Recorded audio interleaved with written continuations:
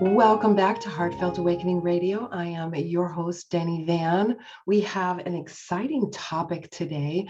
We're going to be talking about developing the muscle of your reticular activating system.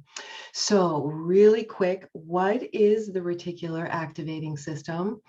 It's part of your nervous system, and it communicates through neurons to different parts of your nervous system, but it also communicates with other nervous system and reaches out. It's a sense that sends messages out. So as sending and receiving transmitters, it is your reticular activating system that is actually doing the work. So what work is it doing, right? So how is it? What do you use it for, right? The best way to describe how to use your reticular activating system is setting an intention. And we found that the best way to activate it is to connect with all of your senses. So the more senses you can get involved with activating your reticular activating system, the better. And so we've come up with some interesting ways of really making sure that you're sending out what you want to receive back. So this goes along the lines of what it says in the scriptures: the word went out and came back fulfilled. So it's really talking about this kind of movement, what we're sending out and what is coming back fulfilled, your reticular activating system. It's also been known to be called the self-fulfilling prophecy. So we know how important it is to use this properly, because with misuse, you're going to be sending out something that you don't want coming back at you, right? So we found the best way to do this and the best way to get clarity and really set your reticular activating system is, number one, is you have to do it every day. You can't just set it one time and then forget it. It becomes a daily practice with what you're going to set your reticular activating system on, what it is you want it to go out to come back as fulfilled. So it's very important to gain clarity on what it is that you're sending out. And many years ago, when I was going through massage therapy school, I played with this idea, and I thought I'd start small. And to this day, it just works. It's best to start small so that you can test and see that your nervous system is responding the way it should be. So a test that you can do is, imagine you wake up in the morning and you just tell yourself, it would be so wonderful to see dragonflies today, or whatever it is you want to see. Ladybugs, butterflies, whatever that is you want to see more of in your experience. So first thing in the morning when I wake up, I don't do what 80% of us do. There's a smaller percent of us that do this when we wake up. The first thing in the morning I do when I wake up is I set my intention. I'm setting my reticular activating system. And when I wake up in the morning, I tell myself, wouldn't it be fantastic to see dragonflies today?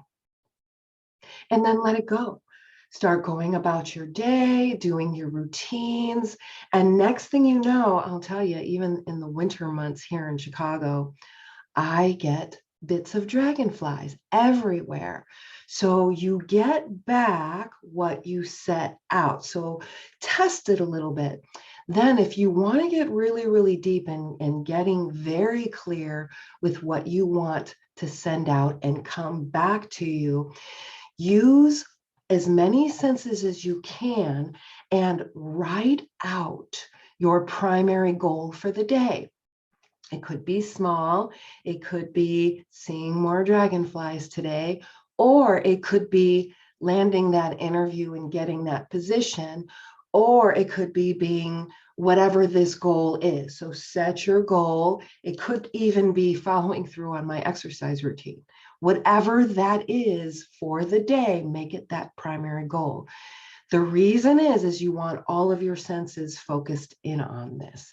This is important because the reticular activating system responds to your nervous system. So if you have 5 of your senses fired up on this topic, you better believe you woke it up and it's going to go out. That's why it's very important. Our thoughts, our habitual thoughts, and the emotions that we have behind them, it's very important to become aware as you let go of those negative things and begin to create those transmitting and receiving intentions of the things you want more of. And so I'm going to give you a little hint. One of the best places to start is with a clean slate nervous system. So one of the things you may want to consider doing is what's called a dopamine fast. And by that, you're just cleansing the body of all of the dopamine hits you get every day. So most of us might get up first thing in the morning, that alarm goes off. We're checking our phone, our Facebook, our Instagram, and our reticular activating system is spread so thin that we really don't have any intention for the day. So if you can start the first hour after you wake up, stay off those things, but put the dopamine on your reticular activating system so that it is very clear on what it needs to go out and come back fulfilled. So write it out. Use old-fashioned pen and paper because then you're using more of your nervous system. You're using kinesthetics. You're writing it out. You might be hearing yourself say it out loud. You might wear some essential oils, or I love to use essential oils to really ingrain everything in my nervous system. And so if I'm doing something light, I'll use lavender. If I'm using deeper work, I might use a cleansing oil. So it really depends on you and what your nervous system says it needs. So I want to make sure that I went over all of this. So it's very important that once you write down your goal to see more dragonflies today, now you want to write down as many ideas as you can for how you can attain that goal. So you can be open. I'm going to be open to seeing dragonflies because they're so quick and they're there and then they're gone. So I have to stay open. I even have to be open in my peripheral vision in order to see those dragonflies. I have to be quiet because if there's noise going on or chattering going on, they might not come around because of the noise. So write down some ideas of how, or as many ideas as you can of how you can attain that goal. And what you may come across is a lot of our ideas are kind of worthless, right? It's like, well, that was a stupid idea. But here's the thing is we uncovered something we might not want. So we're able to kind of let those things go and focus only on those ideas that resonate. And you'll feel this resonation in the body. And then once you wrote those down, you write down ways to improve on those ideas. So I want to see dragonflies all the time. I've got to be still. I have to be open. I have to be able to recognize when they're coming in my peripheral vision. And I have to give myself time to be out in nature. So these are all ideas. And now I set my intention for the day. During the day, I'm going to find myself in a beautiful environment where maybe I've never been to before. I might be driving between jobs or contracts and, hey, pull over here and it's a gorgeous forest preserve. These things have happened to me and others who have decided to begin to develop this muscle, if you will. And it is a muscle. It's something within you you already have. Just attune to it and become very aware.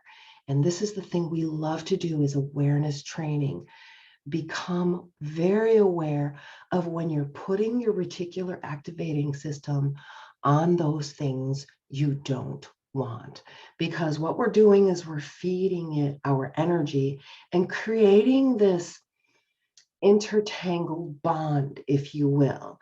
So if we can detach from those things that no longer serve us, the media, most of the media, give yourself space, especially first thing in the morning, and go through this exercise, especially first thing in the morning when your reticular activating system is beginning to focus in on your world and developing what you're going to experience today.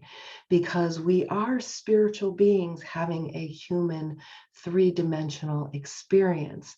And when you are able to develop this muscle, you get to choose more of what kind of experience you want to have. So with that, I'd like to remind you to subscribe, like, share, do all the fun things so we can get our message out there. And I want to hear from you. I want to know what you loved about this, and I want to hear what you would love more of. And in the meantime, keep being amazing.